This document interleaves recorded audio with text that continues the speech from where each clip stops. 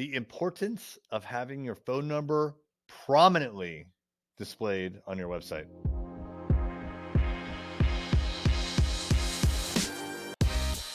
Hey there, it's Eric J. Olson. So, here at Array Digital and also Rival Digital, we have a philosophy that on the upper right hand corner of almost every website that we build, we want to have the phone number of our client up there. And here's why: a lot of websites do not do that. They do not have the phone number prominently displayed. It's on their website somewhere, and it's usually on the contact us page, or it's all the way down in the footer. But what we want to encourage our clients to do is to have their customers call them by default. And then we want to make it very easy for their customers to find their phone number. So we make sure that we put it very prominently at the top of the web page. Now, it's usually in the header itself. If it's not in the header, which is on every single web page, you definitely want it like on the home page above the fold. What do I mean by above the fold? When the web page first renders, the visible part is above the fold being like the very bottom of your computer monitor. Everything that's below that is, well, it's not above the fold. So you want to have it above the fold and you want to have it prominent. A couple things that I recommend with phone numbers. This is very tactical here, by the way, as far as this whole episode goes. Is when it's mobile, when it renders on mobile, you want it to be click to call. Ideally, a button so that a big fat finger like mine or a big fat thumb can press it and make sure that you hit it. You want to make it very, very easy for someone to press that number. And then also, oh, and when you press it, it actually does call. It just calls, right? You don't have to like copy and paste it into your phone app or anything stupid like that.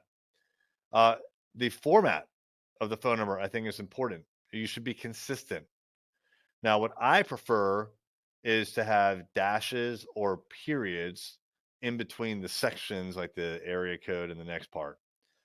So there's usually, two opportunities for dashes or periods, or have parentheses around the area code.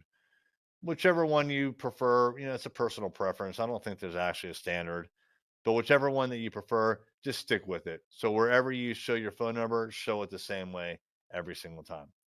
Look, you want people to call you.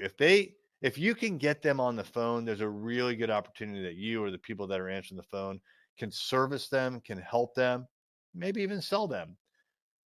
It's great to get people on the phone at the moment that they have the intent to either buy or they're doing the research.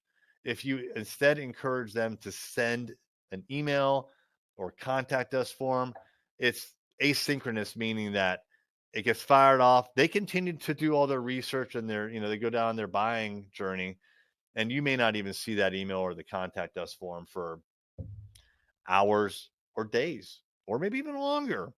You may never even get the email. It may go into your spam folder.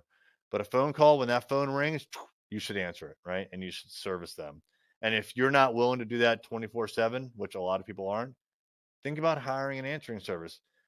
At a minimum, they could take a message and then the receptionist can say, "We will get back to you on Monday by 10 a.m." Something like that, right? Set the expectation, but receive that information, receive the call, and then call them back as promptly as you can. If you can entice people to call you, you will get more traffic from your website. So if you don't already have your phone number prominently displayed on your web page, preferably in the header, I would consider doing that and do it right away. Hey there, it's Eric J. Olson. I wanted to let you know about my book, $1,000,000 Journey: How to Launch a Seven-Figure Business. This is the story of what it took for me to go from freelancer with no clients, no employees, no revenue, to growing a $1,000,000 business. It took me 8 years and I made a lot of mistakes. And all of those mistakes, and more importantly, lessons learned, are in this book. And we have chapter takeaways, 5 to 15 takeaways that you can apply right now to your business. Check it out on Amazon, $1,000,000 Journey by me, Eric J. Olson.